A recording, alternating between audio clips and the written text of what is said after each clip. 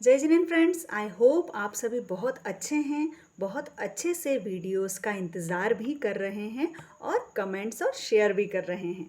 अभी तक हमने जैन रामायण में देखा कि अपने वर को मांगने के बाद कैकई माता को किस प्रकार पश्चाताप होता है और उनका क्या चिंतन चलता है। अब हम देखते हैं कि कैकई माता ने राम जी को लौटाने का क्या प्रयास किया। कैकई अपने भवन कक्ष में इस प्रकार विचार कर रही थी। उधर दशरथ नरेश ने विचार किया कि मैंने अपने वचन का निर्वाह कर लिया। मैं भरत को राज्य देने को तत्पर हूँ, किंतु जब भरत ही राज्य अधिकार नहीं चाहता तो अब राज्यासन को रिक्त एवं निर्णायक तो नहीं रखा जा सकता। मुझे आत्म साधना में लगना है, इसलिए वनवासी राम को बुलाकर राज्याभिषेक करना ही आवश्यक और एकमात्र मार्ग रह गया। उन्होंने मंत्रियों और सामंतों को बुलाया और उन्हें राम लक्ष्मण को लौटा लाने के लिए भेजा। उनके साथ संदेश भेजा, भरत राज्यभार स्वीकार नहीं करता और मैं अपना अंतिम जीवन सुधारने के लिए निवृत्त होना चाहता हूँ। राज्य को धारण करने वाला यहाँ कोई नहीं है और कैकई की मांग भी पूर्ण हो चुकी है, इसलिए शीघ्र लौट आओ।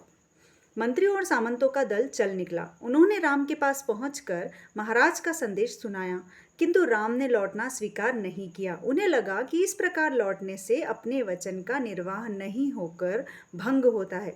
मंत्रियों और सामंतों का समझाना व्यर्थ रहा। राम आगे बढ़ने लगे। मंत्रीगण आदि भी उनके पीछे पीछे जाने लगे। आगे चलते भयंकर अटवी आई, जिसमें व्याघ्र, सिंह आदि हिंसक पशु रहते थे। मार्ग में गंभीरा नामक नदी थी। वह बहुत गंभीर, विशाल और प्रबल वेग वाली थी। उसमें आवृत अर्थात चक्कर पड़ रहे थे। नदी के किनारे रुककर राम ने उन मंत्रियों को समझाया और दृढ़ता पूर्वक कहा, मैंने आपके और पिताश्री के अनुरोध पर गंभीरता पूर्वक विचार किया। मैं इसी निश्चय पर पहुंचा हूं कि मुझे अपने निर्णय पर अटल रहना चाहिए। अब मैं तत्काल लौटना प्रतिज्ञा भंग के समान मानता हूं। आप लौट जाइए। स्वामिन, आपने जिस उद्देश्य से प्रतिज्ञा ली थी वह पूर्ण हो चुकी है। महाराज का वचन भी पूर्ण हो गया। अब वचन का पालन शेष ही नहीं रहा। भरत जी जब राज्य ग्रहण करना नहीं चाहते, तब आप राज्य को किसके भरोसे छोड़ रहे हैं? अब कौन सी बाधा है आपके लौटने में? मैंने प्रतिज्ञा करते समय यह नहीं सोचा था कि यदि भरत नहीं मानेगा तो मैं लौट जाऊंगा। अतएव अब लौटना प्रतिज्ञा भंग के समान मानता हूँ। मंत्रियों और सामंतों का प्रयत्न व्यर्थ हुआ।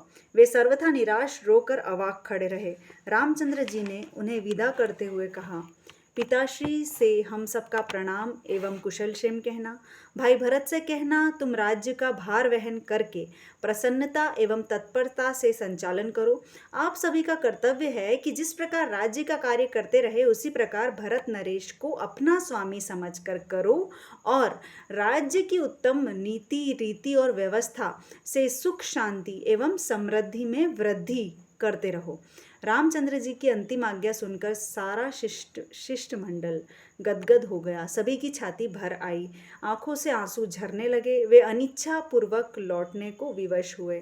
मंत्रियों और सामंतों के मुंह से सहसा ये शब्द निकल गए, हमारा दुर्भाग्य है कि हमें रामचंद्र जी को मनाने और सेवा करने का सौभाग्य नहीं मिला। अब जब कैकई माता को यह पता चलता है कि रामचंद्र जी नहीं आए, तो कैकई माता और भरत खुद राम जी को मनाने जाते हैं। रामादि उस करुण परिस्थिति से आगे बढ़े और उस दुस्तर नदी को पार कर किनारे पर पहुंचे। शिष्टमंडल अश्रुपूरित नयनों से देखता रहा और उनके दृष्टि से ओझल हो जाने पर लौट चला। अयोध्या पहुंचकर उन्होंने अपनी विफलता की कहानी नरेश को सुनाई।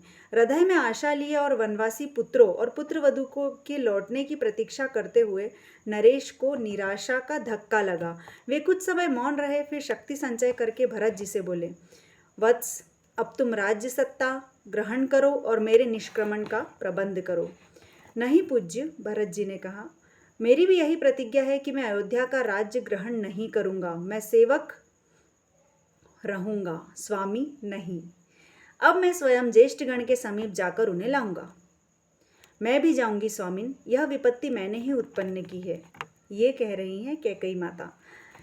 इसका निवारण मैं ही कर सकती हूँ, कहते हुए कैकई ने प्रवेश किया। उन्होंने आगे कहा, आप श्री ने तो अपने वचन के अनुसार भरत को राज्य दिया, किंतु भरत भी परम विनयी, नीतिवान और निर्लोभी सिद्ध हुआ।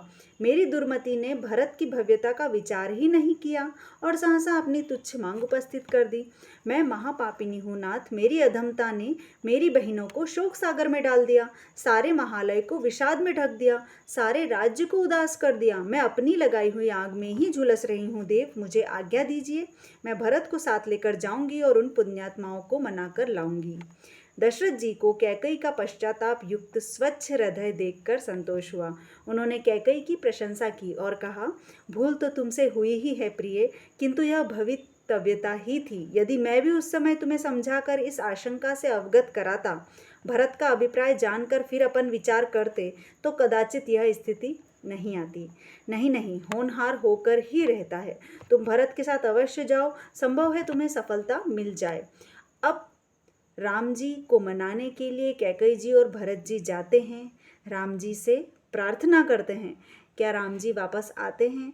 अगर नहीं तो वे क्या बोलकर माता कैकई को समझाते हैं, ये हम देखेंगे नेक्स्ट वीडियो में।